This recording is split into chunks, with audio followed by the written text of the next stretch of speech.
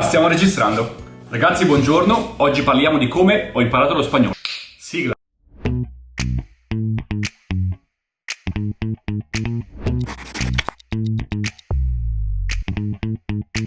Ragazzi, buongiorno, io sono Simone, vivo in Austria e questo è il primo video di una serie di video dove vi parlo di come ho imparato le lingue straniere. Ogni lingua straniera è unica e non c'è un metodo univoco per imparare le lingue. Ragazzi, non c'è un unico modo per imparare le lingue. Esistono però una serie di principi che, se applicati, ci portano sulla strada giusta. Se questa roba ti sembra interessante, considera iscriverti al canale. Ho iniziato a studiare lo spagnolo completamente a caso, ragazzi, perché lavoravo dopo l'università in un'azienda spagnola a Milano e lavoravo tantissimo con i fornitori. I fornitori però erano tutti spagnoli e io gli scrivevo in inglese, questi mi rispondevano in spagnolo oppure non mi rispondevano. Allora ho deciso di usare Google Translate, di scrivere qualcosa in italiano o in inglese, tradurlo in spagnolo, prendere, fare copy-paste e mandare un'email ai fornitori. E magia, hanno iniziato a rispondermi, ragazzi, hanno iniziato a rispondermi. È stato bellissimo e quindi così è nata, diciamo, dentro di me la motivazione e la voglia di andare avanti a studiare. Ho iniziato con Duolingo, giocando tutti i giorni, perché ero un pendolare e tutti i giorni andavo avanti e indietro da Milano in treno. Senza saperlo stavo applicando uno dei principi fondamentali dell'apprendimento delle lingue, la costanza.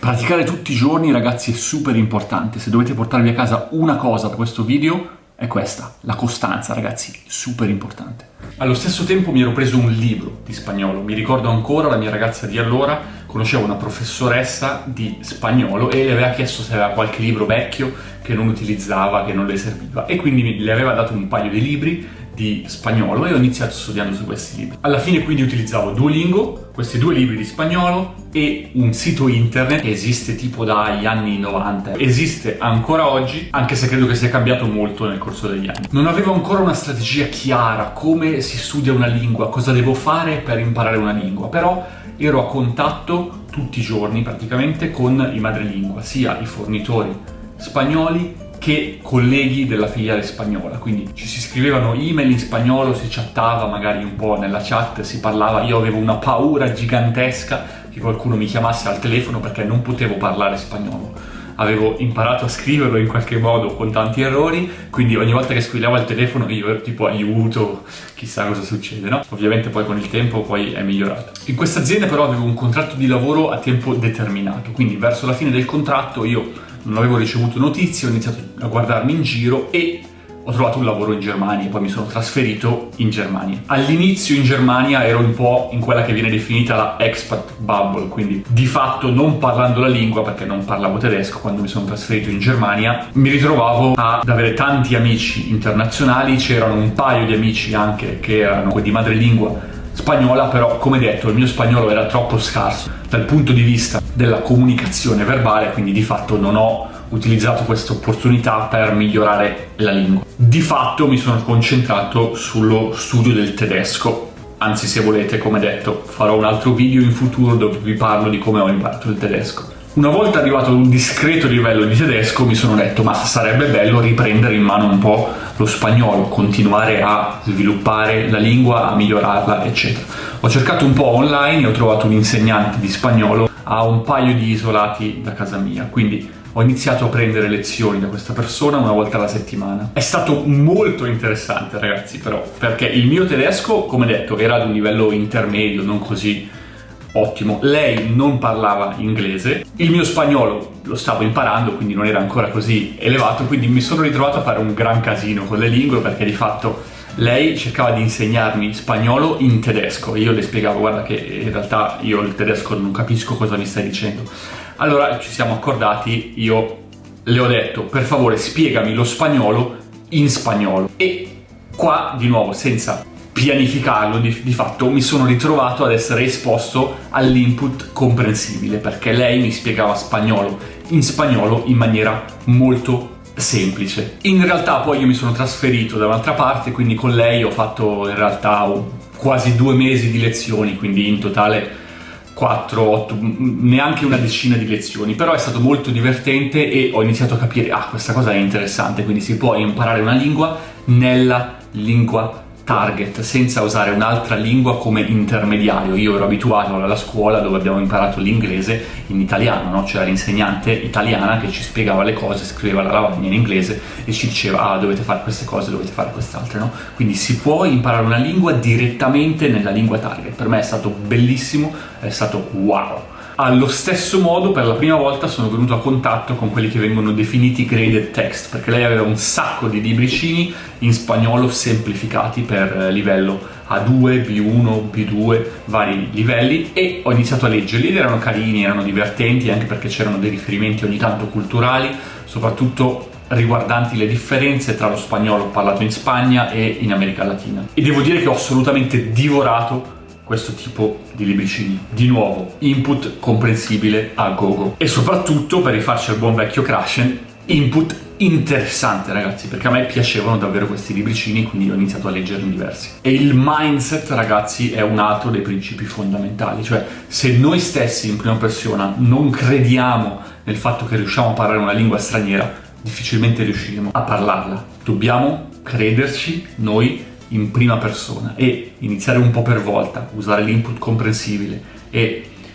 aumentare un po' la difficoltà della lingua è qualcosa che può aiutarci a livello di fiducia e quindi anche di mindset a davvero iniziare a parlare una lingua. Ero così contento del fatto che stavo facendo progressi che di fatto ho iniziato una specie di full immersion, e questo è un altro dei principi fondamentali: immergiti nella lingua obiettivo. Ho iniziato a guardare serie TV, ho iniziato ad ascoltare musica, ho iniziato a fare tante cose con la lingua e mi ha aiutato a alimentare ancora di più la fiducia in me stesso e a migliorare la lingua ulteriormente. A un certo punto però, durante la mia permanenza in Germania, mi è arrivata un'offerta di lavoro in Italia molto interessante e ho deciso di rientrare. In Germania avevo fatto la mia esperienza e era un buon momento per cambiare, per fare qualcosa di nuovo. Però tra un lavoro e l'altro avevo un periodo in mezzo di ferie e mi sono detto: che cosa posso fare? Ma mio fratello mi ha proposto: perché non vai a Ushuaia, alla fine del mondo, no? Io ci ho pensato e ho detto: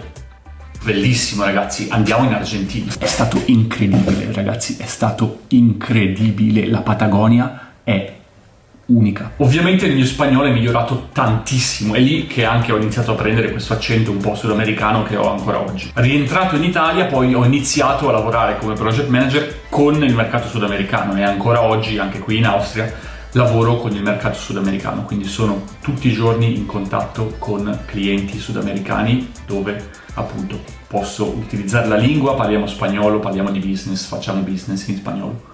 Non avevo però, nel momento in cui ero in Italia, ancora degli amici stretti con cui parlavo spagnolo. Questo è successo in realtà una volta che poi mi sono trasferito in Austria, perché adesso ho dei carissimi amici che sono sudamericani di vari paesi, che è anche super interessante vedere appunto come parla una persona in Colombia o in Argentina o in Cile o in Ecuador, eccetera eccetera. Ho anche degli amici spagnoli, quindi c'è sempre un po' questa contrapposizione tra la lingua parlata in Sud America e la lingua parlata in Spagna. È inutile dire che ovviamente quando hai degli amici e su base quotidiana, non solo sul lavoro ma in generale nella vita, puoi utilizzare la lingua, questo aiuta tantissimo a migliorarla. Nel frattempo ho viaggiato tante altre volte in Sud America, sia per piacere che per lavoro: Bolivia, Perù, diversi altri posti. Questo aiuta tantissimo. Secondo me un ingrediente fondamentale che mi ha aiutato a imparare lo spagnolo, però che di nuovo può aiutarci con qualunque altra lingua, e non solo con le lingue, ragazzi, ma credo in qualunque cosa